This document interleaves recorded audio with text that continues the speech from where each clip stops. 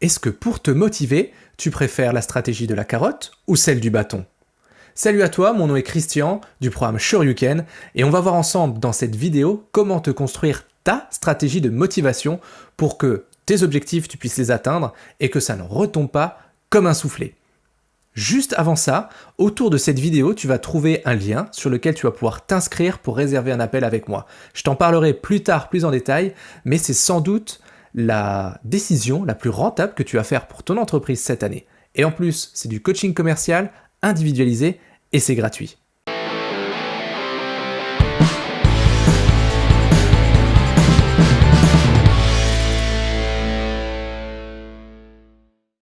Qu'est-ce qui marche le mieux pour toi quand tu veux te motiver?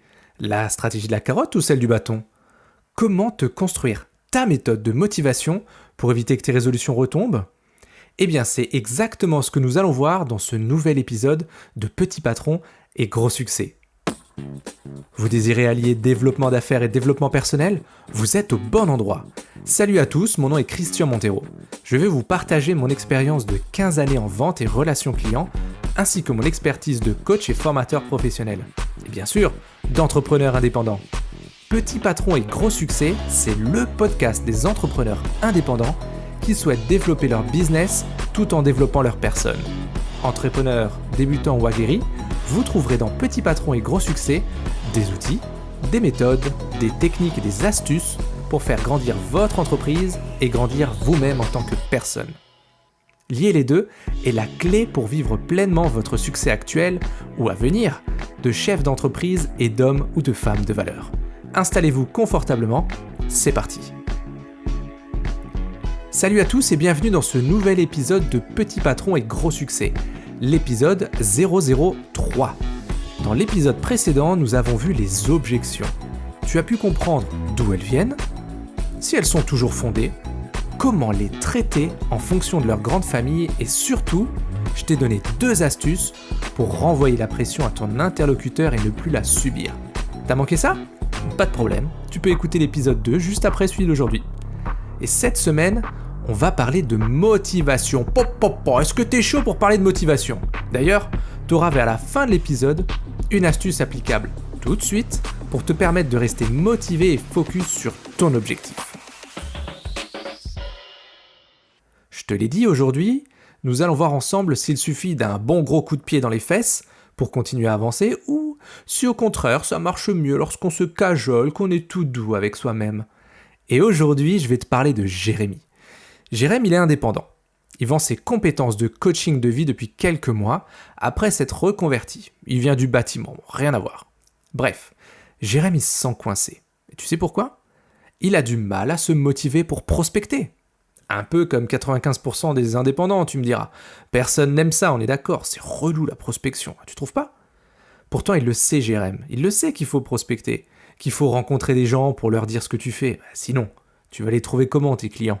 Ils vont pas tomber du ciel, hein? Enfin, pas encore, mais c'est pas le thème du jour. Du coup, il est bloqué entre son dégoût pour la prospection, un vrai blocage, hein, et son besoin de trouver des prospects pour vendre ses services.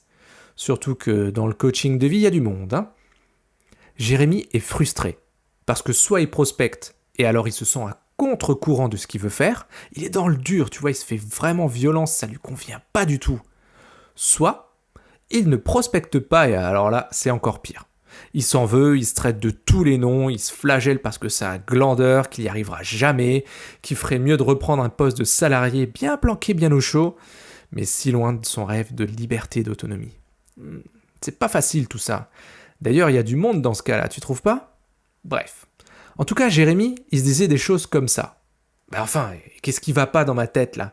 Je dois me bouger pour chercher des clients, sinon je peux fermer tout de suite, ça sert à rien de cramer mes économies en restant devant mon PC à faire des trucs inutiles.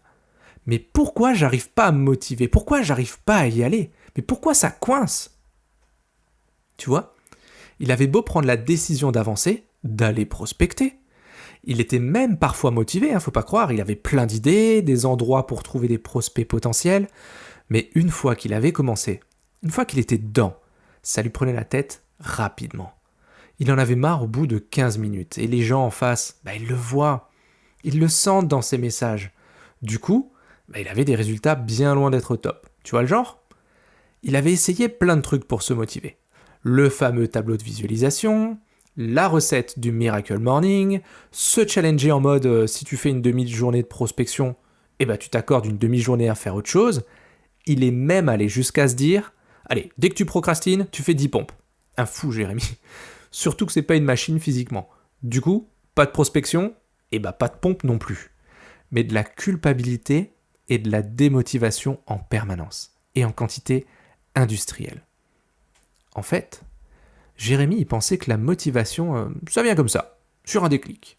Que tu deviens du jour au lendemain une machine ultra motivée. Et que si t'es pas motivé, c'est parce que tu n'as pas assez de discipline, que tu ne te forces pas. Tu sais, un peu comme quand on dit l'appétit vient en mangeant. Sauf que si tu dois t'enfiler 2 assiettes d'un plat que tu détestes, vas-y pour avoir de l'appétit. J'ai croisé Jérémy dans un réseau. Par hasard, bien évidemment. Bref, on discute tranquillement, il se met à me parler de sa situation. Je sens qu'il a les nerfs, tu vois, qu'il est déçu de lui-même, il y a une sorte de rage intérieure. Il y a un truc qui va pas, il s'auto-sabote de plus en plus. Alors je lui glisse une idée, juste comme ça, juste pour voir sa réaction. Je lui dis, Jérémy, si je te disais que la motivation est un muscle, t'en penserais quoi ? Il m'a fait répéter, je me souviens encore. Jérémy, je t'annonce que tu t'es fait un claquage de ton muscle de la motivation. T'en penses quoi ? Là, il se met à rigoler, tu vois. Il rigole 5 secondes et il s'arrête net. Et là, je vois que ça percute. Je vois qu'il a compris où je voulais en venir. Bam ! Le déclic que je cherchais à avoir, il l'a. Voici ce qu'il m'a répondu. Écoute, j'avais jamais vu ça comme ça. T'as peut-être raison. Peut-être. Ouais, je crois qu'en fait, t'as raison. J'y suis allé trop fort dès le départ, je me suis cramé, mais direct. Et voilà, terminé, bonsoir. Je fais quand même un métier incroyable, non ? Enfin bon, moi j'adore. En tout cas, en continuant notre conversation, j'ai mis le doigt sur 3 problématiques. Rien que ça. 3 problématiques qui faisaient en sorte que sa motivation, elle retombait rapidement. D'ailleurs, c'est un autre élément du programme Shoryuken, ça. Mettre en place sa stratégie pour rester motivé en permanence sans avoir à se forcer pour faire les choses. J'en parlerai peut-être plus en détail une autre fois. Mais un des outils que je donne est une méthode anti-procrastination. Oui, ça existe. Elle plaît beaucoup aux participants du Shoryuken, c'est plutôt cool, et moi, elle m'aide encore personnellement assez souvent. Mais bon, c'est pas le sujet du jour. On revient à Jérémy et à sa motivation. Ce qu'il venait de comprendre, c'était super simple. C'était percutant et ça allait changer la donne pour un moment. Si la motivation est un muscle, ça veut dire qu'on peut l'entraîner, non ? Mais comment on fait ? Voici ce que je vais t'expliquer via l'exemple des 3 problématiques relevées chez notre jeune coach de vie. Problème 1. Les objectifs étaient trop forts dès le départ. Si demain tu te mets à la course à pied, tiens, tu dis « Allez, aujourd'hui j'y vais alors que tu n'as jamais couru de ta vie. » N'espère pas faire un marathon le mois prochain. Parce que les efforts à fournir, ils vont être trop durs, ça va être le grand écart pour ton corps. Et ça, il va te le faire payer cash. Blessures, fatigue, crampes. Est-ce que c'est un problème de discipline ici ?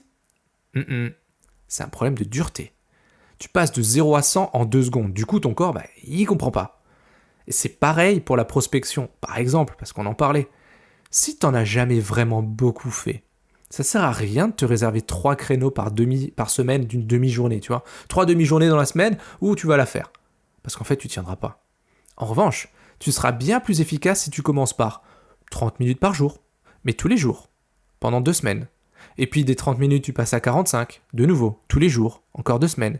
Et puis des 45 minutes, tu passes à 1 heure, etc. Jusqu'à arriver à un maximum d'1h30 par jour. Au-delà, tu vas te fatiguer, tu vas t'user pour rien. Après 15 ans à prospecter, j'ai testé un paquet de combinaisons, là je te donne les gagnantes. C'est plutôt cool, non ? Voilà. Faire moins longtemps, mais plus souvent. C'est ça la clé. Tiens, une autre erreur que beaucoup de débutants font, et que je faisais aussi à mes débuts, je me le cache pas, c'est de se dire quelque chose du genre « Allez, je m'arrête pas tant que j'ai pas 3 rendez-vous. » Mais crois-moi, il y a des jours où tu vas décrocher 5 rendez-vous en 20 minutes, tu vas pas comprendre d'où ça vient, et d'autres où tu vas faire 0 en 3 heures, et tu sauras pas d'où ça vient. Je l'ai aussi fait, donc raisonne en temps. Raisonne en temps. Je te le redis, fais ton petit créneau à fond, peu importe les résultats. Ils viendront par la suite avec l'expérience ou avec les outils du Shoryuken. Mais faire moins longtemps, mais plus souvent. Ça, c'est la clé. Problème numéro 2 relevé chez notre ami Jérémy. Il fêtait pas ses victoires. Ça, c'est un élément fondamental du programme Shoryuken. Apprendre à fêter les petites victoires du quotidien. Je commence l'intégralité de mes coachings sans exception avec cette question. Quelles sont tes victoires de la semaine ? Alors, les premières fois, tu vois, les participants au programme, ils sont surpris. C'est quoi cette question ? Ils relèvent 1 ou 2 victoires majeures dans la semaine, celles qui les a marquées. En oubliant quoi ? Toutes les victoires, toutes les micro-victoires du quotidien, celles qui font qu'on avance vraiment. Au bout de quelques semaines, tous, sans exception, ils tiennent un petit registre. Alors, papier, Excel, sur le téléphone, on s'en fout. Avec les micro-victoires de tous les jours. Et au début, ils font ça parce qu'ils savent que je les attends au tournant, c'est des petits malins quand même, mais ensuite, ils continuent parce qu'ils ont compris le pouvoir que ça leur donne de gagner. Gagner tous les jours, un peu plus chaque jour. Gagner, encore gagner, toujours gagner. Il y a des défaites aussi, bien entendu, c'est normal. Mais tu gagnes plus souvent, je te le montrerai, je te le prouverai. Tu gagnes plus souvent que tu ne perds. Imagine-toi maintenant. Allez, joue le jeu. Prends quelques secondes pour t'imaginer ça. C'est cool, tu vas voir. Imagine-toi maintenant arriver en fin de journée et te dire « Ok, résultat de la journée, 5 victoires, 3 défaites. Le lendemain, 6 victoires, 2 défaites. Le surlendemain, 4 victoires, 1 défaite. » Et comme ça, jour après jour, semaine après semaine, mois après mois. Mais ça changerait quoi dans ton quotidien de gagner tous les jours ? Ça changerait quoi ? Beaucoup de choses, non ? Tu crois pas ? Le programme Shoryuken, il te réapprend à gagner, bien sûr. Mais surtout, à remettre les yeux sur tes victoires du quotidien, aussi petites soient-elles. Parce que ton cerveau, il s'en moque que tes victoires ou tes défaites, elles soient grandes ou elles soient petites. Lui, il veut des stats, ça le rassure, il veut de la statistique, des chiffres. Alors, lorsque tous les jours, tu lui montres que tu as plus de victoires que de défaites, il va s'en souvenir. Il va se souvenir à quel point tu es un winner, à quel point tu es fait pour gagner, à quel point tu sais déjà gagner. Et ça va le marquer, ça va le guider dans la bonne direction. Celle du plaisir, celle des opportunités et celle de la motivation, la vraie, celle qui faiblit pas. Mais oui, quand tu te lèves tous les jours avec une force qui vient de l'intérieur et qui a une seule envie, celle de découvrir quelles vont être tes victoires de la journée. Waouh, tu l'avais pas vu venir celle-là, hein ? Et encore, c'est juste un échantillon. Ok, je suis peut-être un peu différent comme coach, c'est vrai. Mais ma philosophie, c'est de donner ce dont les gens ont besoin pour réussir au moment où ils en ont besoin. Pas ce qu'ils veulent entendre pour se complaire dans une situation qui en fait leur plaît pas. Tu sais, passer de la pommade, ça, c'est pas ça. Des fois, ça secoue. Mais si tu rentres dans le programme Shoryuken, c'est pour avoir des résultats. Ce que tu souhaites pour toi et pour ta famille. Pas pour passer 3 mois devant Netflix. Même si j'aime bien Netflix aussi. Donc je te le dis, pense à fêter tes victoires, toutes les victoires, tout le temps. Comme je le fais. Comme le fait à présent Jérémy dont je te parle depuis tout à l'heure, ou comme le font Catherine, Alain, Vincent, Cécilia, Jimmy, Marion, Julien et tellement d'autres. Rejoins cette team, celle des gagnants. Je te laisse quelques secondes pour encaisser ce que tu viens de prendre. Ça fait du bien, non ? Je sais. Ok, pour revenir à Jérémy, je t'avais parlé de 3 problématiques, non ? Eh bien, voici la 3e. Jérémy n'avait pas de lien entre ses actions et ses valeurs. Qu'est-ce que ça veut dire, ça ? Ça veut tout simplement dire qu'il ne percevait pas le sens de ses actions. Il les voyait de loin, mais il ne les sentait pas. Ça vibrait pas pour lui. On a connecté ses valeurs hautes, celles qui sont vraiment importantes pour lui, tu vois, liberté, indépendance, confiance en soi, famille, bien-être. On a connecté tout ça, et les émotions qui y sont liées, à ses actions du quotidien. Un seul but en tête. Trouver du sens à ce qu'il fait pour que la motivation ne vienne pas de l'extérieur, mais de l'intérieur. Lorsque tu relis tes valeurs aux actions qui te mènent à tes objectifs pro et perso, ça change tout. Ça change tout. Quand tu comprends, ou plutôt quand tu ressens que chaque prospect que tu contactes te rapproche de la liberté financière que tu recherches, celle qui va te permettre de passer du temps de qualité avec ta moitié, avec tes enfants. Oh, quand chaque cellule de ton corps comprend que son confort immédiat, il est totalement insignifiant en comparaison avec le bonheur, le plaisir, la joie, la fierté d'atteindre son vrai but, je peux te garantir que ton feu intérieur, c'est pas juste une bougie. C'est pas une bougie. C'est plus que ça. C'est un fucking brasero, mon ami. C'est un lance-flamme au napalm. Il s'éteindra pas au premier coup de vent, celui-là. Ni, pour l'avoir vécu, aux différentes tempêtes qui vont te tomber dessus. Parce qu'il va y en avoir. Une fois que c'est mis en place et que tu l'entretiens, tu deviens inarrêtable. Ça prendra plus de temps que prévu, c'est sûr. Plus de ressources que prévu. Plus de larmes, de sueur, de sang que prévu, comme disait Churchill. Mais tu vas y arriver. Parce que tu es inarrêtable. Je répète, tu deviens inarrêtable. Tu sens cette vibration? Cette étincelle qui cherche à s'allumer? Laisse-lui quelques instants. Laisse-lui prendre sa place en toi. Avec ces 3 problématiques réglées chez Jérémy, comment tu crois qu'il va aujourd'hui?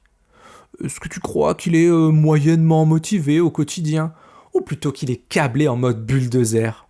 Et à ton avis, pourquoi je suis moi-même chaud, toujours en mode Panzer Tank? Elle vient d'où cette énergie? Elle vient d'où cette motivation? De l'extérieur ou de l'intérieur? On est d'accord, ça vient des tripes, ça vient du cœur, ça vient de l'âme, elle a trouvé sa place, c'est tout. Avec les bonnes techniques et les bonnes méthodes, toi aussi tu peux y arriver. Non, attends, je corrige. Si tu le veux vraiment, et que tu le décides sincèrement, toi aussi tu vas y arriver. Les outils, je te les donnerai, c'est pas un problème. À toi de me donner cette étincelle dont je viens de te parler. Donc t'as vu, en réalité, c'est pas une histoire de carotte ou de bâton, la motivation, c'est autre chose, ça va plus loin. Et maintenant, tu sais quoi faire. Donc voilà, notre épisode touche à sa fin, ça passe vite, on est d'accord. Si tu trouves que Petit Patron est gros succès, c'est plutôt bien, parle-en autour de toi. Partage avec tes amis entrepreneurs, envoie-leur le lien pour qu'ils écoutent les premiers épisodes et qu'ils s'abonnent au suivant. Il y a un lien pour partager directement depuis ton appli de podcast, ou si tu écoutes depuis le site internet sureweekend.fr, tu fais un copier-coller du lien, de l'URL, et puis tu leur donnes. Ou alors tu la mets sur ton mur Facebook, et puis tu me tags dessus, ça me fera plaisir. Merci, t'es au top. Alors aujourd'hui, nous avons vu que carotte ou bâton, là n'est pas la question. Bon, c'est pas mal ça, je vais le garder. Je t'ai montré aussi que pour rester motivé, il faut y aller en douceur avec ton muscle de la motivation.